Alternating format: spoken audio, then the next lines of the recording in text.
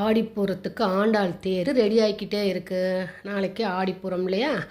இன்றைக்கி சாயந்தரமே பூர நட்சத்திரம் ஆரம்பிச்சிருது. ஆண்டாள் தேர் பாருங்கள், எவ்வளோ அருமையாக ஆண்டாள் தேர் இருக்குது பாருங்கள். அழகான ஆண்டாள் தேர் எல்லாம் பண்ணிகிட்டு இருக்குது, ரெடி ஆகிட்டு இருக்குது. நாளைக்கு காலையில் வலம் வருவதற்கு ஆண்டாள் பிறந்த ஊரான ஸ்ரீவில்லிபுத்தூர் ஆண்டாள் ஆடிப்பூரத்தன்னைக்கு தான் அவங்க பிறந்தாங்க. அன்னைக்கு தான் தேர் ஆடிப்பூர தேர் அவ்வளோ விசேஷங்க ஸ்ரீவில்லிபுத்தூரில்.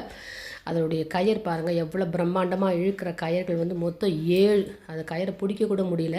அந்த 7 கயிறு மொத்தமாக இருக்கும். அதை பிடிச்சி தான் அவங்க இழுத்துட்டு வலம் வருவாங்க.